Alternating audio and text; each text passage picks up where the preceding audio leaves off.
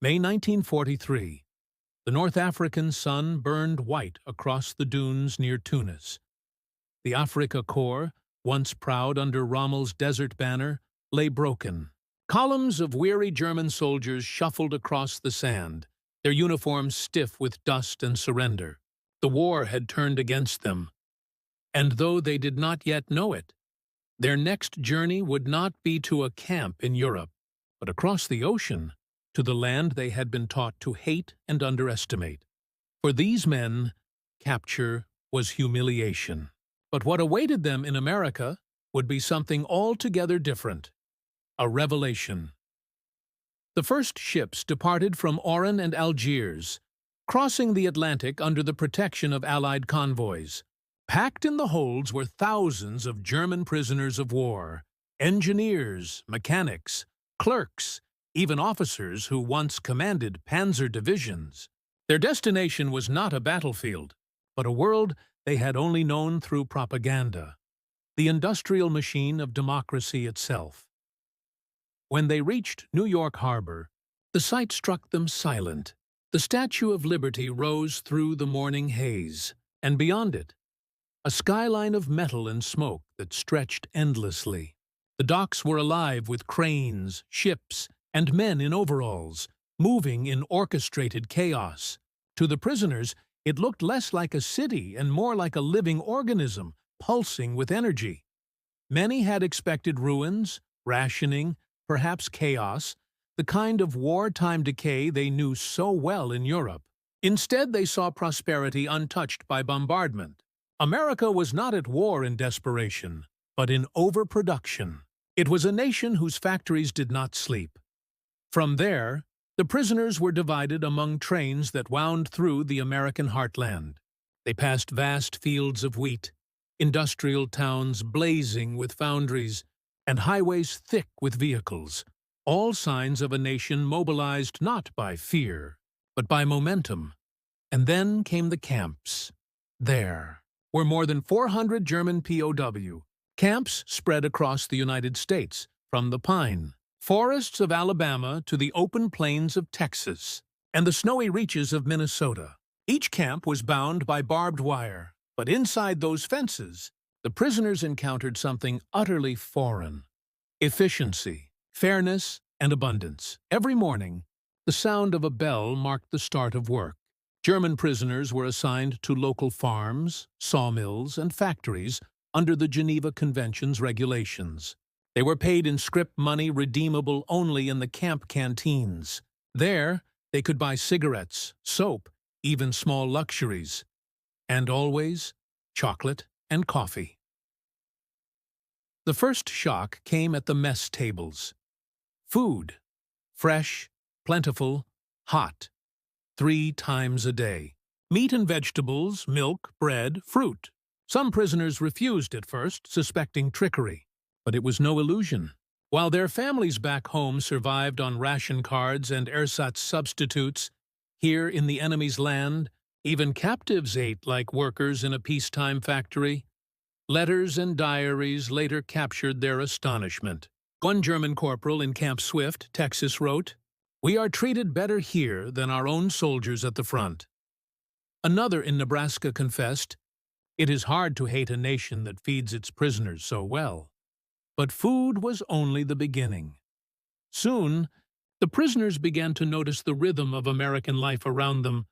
Trains roaring past every hour, trucks carrying endless goods, and the constant hum of industry that never fell silent. They had been raised to believe that the United States was a crude, capitalist land, a society of decadence and disorder. Yet what they witnessed was discipline of another kind. A democracy that worked like a machine, powered not by fear, but by faith in abundance. Everywhere they looked, there were machines, tractors, bulldozers, trucks, and behind each one stood a worker. The concept itself unsettled them, civilians driving the war engine with such precision. In Germany, production was militarized and secretive. Here, it was open, visible, and unstoppable. In Camp Aliceville, Alabama, one engineer among the prisoners was allowed to help repair local machinery. He later wrote, "They have more tractors than we have horses." Another, sent to work in a canning plant, watched an assembly line run day and night. "Even their waste is efficient," he said. "Nothing is idle." The recurring sound that filled their days was not gunfire or sirens, but the steady mechanical heartbeat of the American factory. The hum of motors became the new symbol of power. To them, it was the sound of democracy itself, tireless, productive, confident. By 1944, the American war machine had reached its zenith. Each month, the United States produced more aircraft than Germany could in an entire year. Tanks rolled off assembly lines faster than they could be deployed. In Detroit, the Ford River Rouge plant turned raw iron into jeeps in less than 4 days. The German prisoners read these numbers in camp newspapers, shaking their heads in disbelief. They had fought believing in the superiority of German engineering, the myth of precision over quantity. But here, quantity became power. It wasn't perfection that won wars, it was scale, organization, and spirit. That realization began to erode something deep within them. They had been told that democracy was weak, that it could not endure hardship, that it lacked unity. Yet they saw a people who built more, gave more, and still had enough to share with their enemies. The more they saw, the more that myth began to crumble. In the evenings, the camps held educational programs. American officers encouraged cultural activities, music, art, even newspapers run by the prisoners themselves. Some German officers resisted, fearing ideological contamination. But many younger soldiers embraced it. They read American literature, studied English, and debated politics. They learned that a system could function without terror, that workers could thrive without orders barked from above. The difference was subtle, yet profound. Freedom had structure. Even the simple act of receiving mail from home revealed this contrast. The Red Cross delivered letters efficiently, often faster than the German field post had done during campaigns. One prisoner wrote in wonder, "The Americans trust the system more than the man, and the system works." Yet, the greatest shock came not from the machines or the food, but from kindness. Farmers who employed them in the fields often treated them not as prisoners, but as helping hands. Women brought them pies. Children, curious and fearless, waved at them through fences. Many of these prisoners had lost brothers in combat against the very men and women now showing them humanity. For some, it was unbearable. For others, it was awakening. When the war ended in May 1945, more than 425,000 German POWs had been held in the United States. Repatriation began slowly, through England and France, and finally back to a devastated homeland. What they found upon their return was ruin. Cities bombed flat, factories silent, families displaced. The contrast was overwhelming. Some wept openly at the train stations, remembering the abundance of a country they had once called enemy. Historians later traced how many of these former prisoners became advocates for reconciliation and democracy in post-war Germany. They had seen with their own eyes that freedom could produce strength without cruelty. One of them, a former sergeant from Württemberg, wrote years later, "We thought efficiency belonged to dictatorship. We learned it belonged to liberty.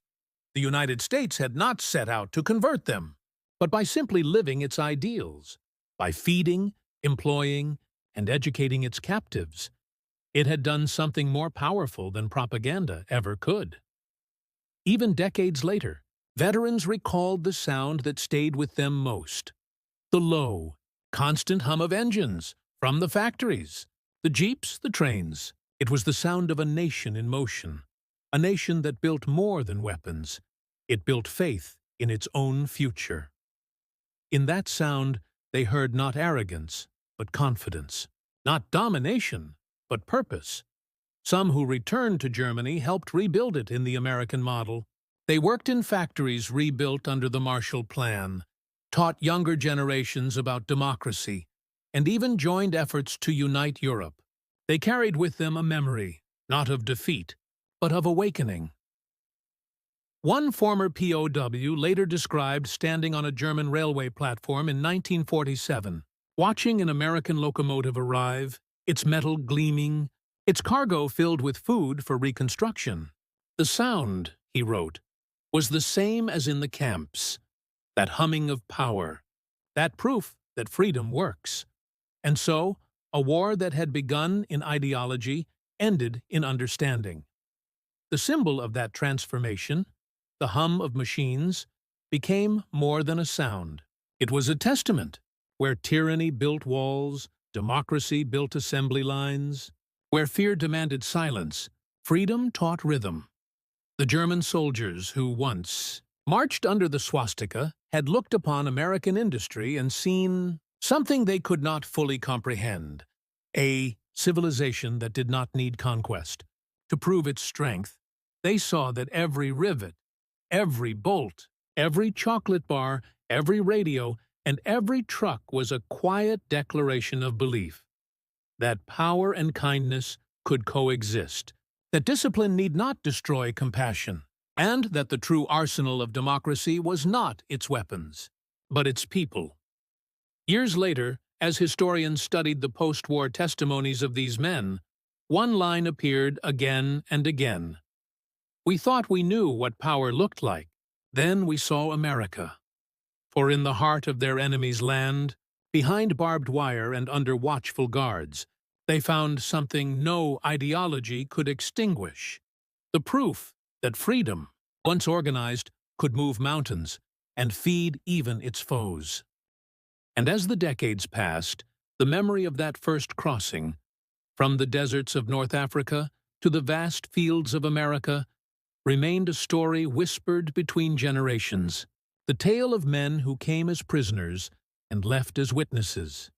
They had looked upon democracy not in speeches, but in motion, in the endless convoys, the humming engines, the abundance of food, and the quiet dignity of ordinary workers.